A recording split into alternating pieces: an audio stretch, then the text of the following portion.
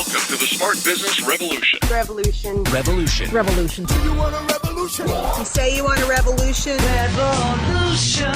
The revolution. It's going on right now. Welcome to The Revolution, the Smart Business Revolution podcast, where we ask today's most successful entrepreneurs to share the tools and strategies they use to build relationships and connections to grow their revenue. Now, your host for The Revolution, John Corcoran.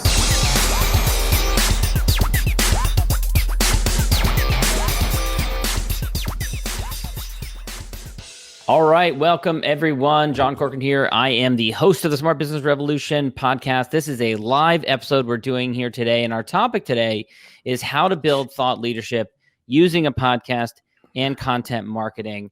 And I really feel so fortunate because due to doing a podcast for many years now, I've been able to connect with and feature hundreds of respected business and thought leaders and mentors, all kinds, from Vern Harnish to Peter Diamandis. I've done multiple webinars for Tony Robbins' company, along with my business partner, Dr. Jeremy Weisz here.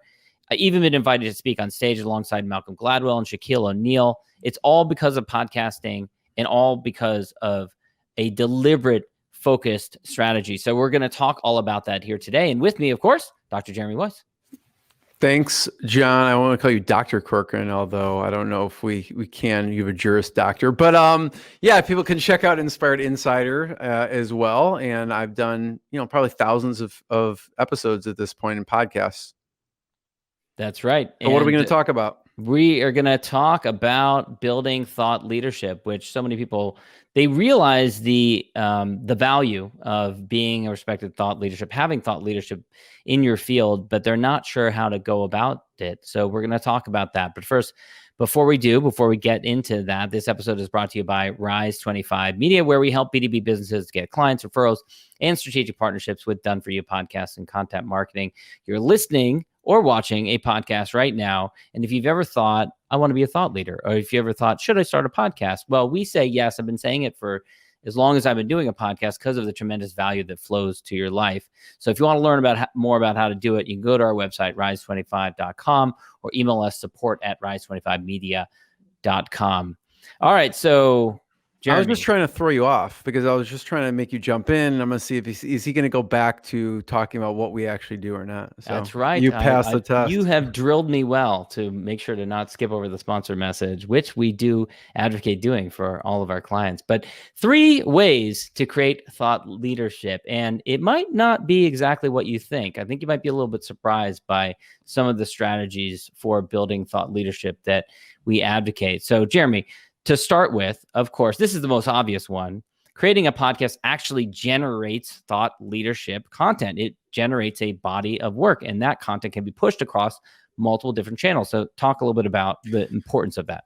Yeah, I'll get a little granular for a second with thought leadership, because there are a lot of different types of episodes you can create for thought leadership. And when we say thought leadership, it's your internal thought leadership or your team's thought leadership.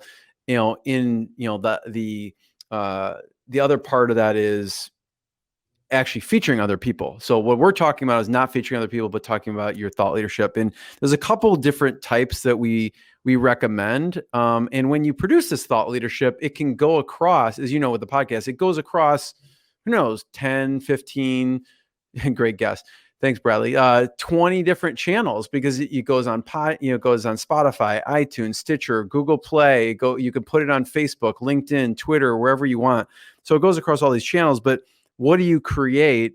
Also, what we see is it should also help your process of in your company, a sales process even. And you can produce an episode that is talking about. I was talking to a client this morning, and I was saying, do you find yourself repeating the same thing over and over with clients? And if you do, you should produce an episode on it so you don't have to repeat it all the time. You put it across all the channels. People can hear your methodology, and you can then send it to someone who's thinking about working with you and go, hey, before we talk, check out this. This is my perspective on X, and they can learn about it, and you can then go deeper with that conversation. And that person will be so much more warmed up to your ideas and so much further along in the process when they do get on the phone with you. So that's a great point. And that relates to, we were talking to another client yesterday about this, the importance of integrating doing a podcast into what you're doing already. It shouldn't be this additional thing that you have to do where you put a ton of work into scripting, topic, all that kind of stuff. That's too much work. It needs to make your life easier, not harder, or else you won't be long for doing it. You'll stop after 6 months because you'll have many other things on your plate that you need to do. And so it'll just lower in priority. So that was the first point. So the second point is that to build thought leadership is you can repurpose that content. So you can take it and put it into other forms of media, such as interactive audios, which you share on social media, or you can take podcasts. And one thing you've done really well, Jeremy, is helping people to structure their ideas. And then what you create ultimately is a book, right? Because it becomes a table of contents for your book. Yeah, I mean, so the first point is you can use the podcast and put it all these channels. Then you could take the content and do other things with that content, like you mentioned. So you could take snippets of it, put it on social media. You can actually, if you structure it properly, if you structure your thought leadership properly in an outline, you can end up at the end result being a book. And we've structured that out with clients. So then, hey, after this number of episodes, you're going to have a book. And also you can structure it out into a course that you end up giving away to your clients, or you can end up selling it. Yeah, a digital course can serve multiple different purposes. It can be the top of the funnel. It can be something that you can use to reactivate people that you haven't talked to for a while. It can be something that you gift. It can be something you sell and generate revenue from. It can be something that helps you to network with new people. There's so many different purposes for it. Same thing with a book as well. Third point, you can use the podcast to connect to new channels where you can share your thought leadership further and build that thought leadership further in front of new audiences. So, for example, you could use the podcast to connect with the organizers of a conference, either the person who organizes it, the board members, volunteers, who names it, you name it, so that you can get invited to speak at that conference. You can use the podcast to connect with other podcasters so that you can be a guest on other podcasts, which is a great way to build your audience. You can also use a podcast to connect with mainstream media or reporters, become known in your field as an expert in your field. I've seen that happen so many different times where people get quoted. It's become much more common. You see people quoted in mainstream media and their podcast is mentioned. So Jeremy, your thoughts on that, using the podcast to connect? You mentioned, I mean, you could use it for so many, because once you're out there and sharing your methodology, sharing your thought leadership, people pick up on it, and it can, like you said, you could be asked to present webinars to different companies, right? You've been featured on different webinars. We've done webinars for various companies, Tony Robbins Group and Salesforce. Division of Salesforce. Contactually, I think you did one for AWeber. I can't remember. Yep. You did one for AWeber. And also speakers. I don't know if there's a fun story behind the Malcolm Gladwell, Shaquille O'Neal. I can't remember that story. Just that I was invited to do it. Okay. And I'm a big fan of Malcolm Gladwell, so it was an honor to be invited. I ultimately didn't take them up on it, but well, I mean, you have 4 kids. I don't know how you do anything, and you don't have time to go to the bathroom, let alone speak at a conference. Exactly.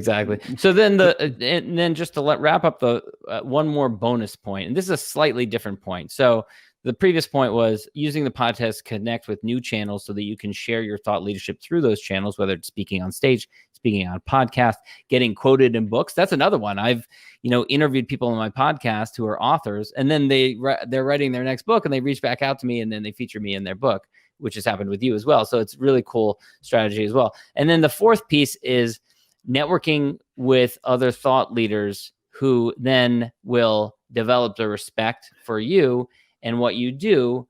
And when you think about it, thought leadership often is developed in this sense. Other experts in the field begin mentioning you as a peer, as a fellow respected thought leadership in the field.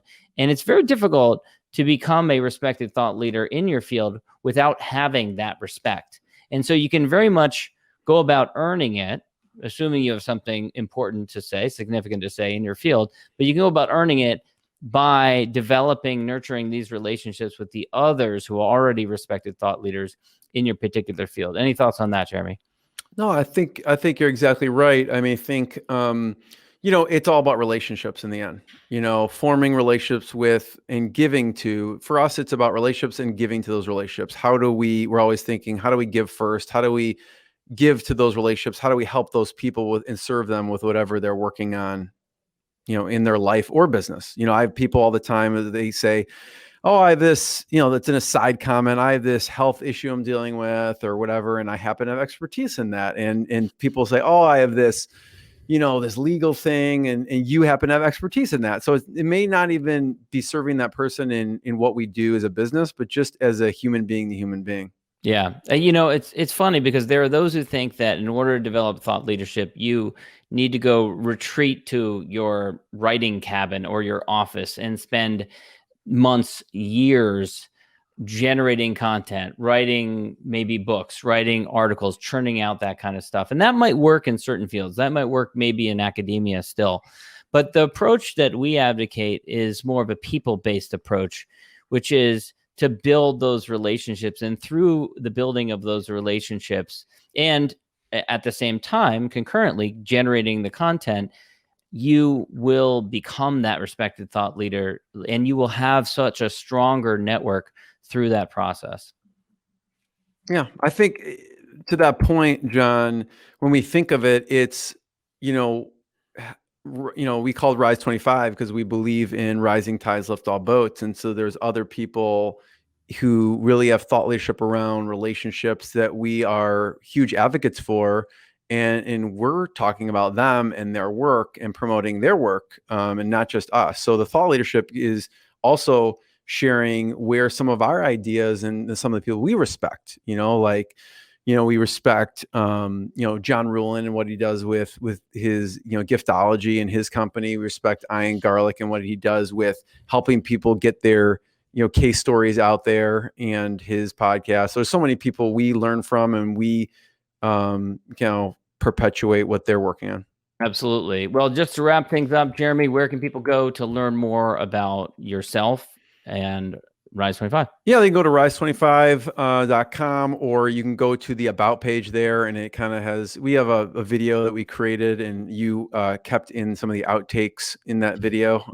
So it's pretty funny. I didn't realize that you put those in there. So you can go to rise25.com, check out more. There's a video of us talking about how do you get ROI with a podcast. All right. Thanks, everyone. Have a great day. Thank you for listening to the Smart Business Revolution podcast with John Corcoran. Find out more at smartbusinessrevolution.com. And while you're there, sign up for our email list and join the revolution. Revolution. And be listening for the next episode of the Smart Business Revolution podcast.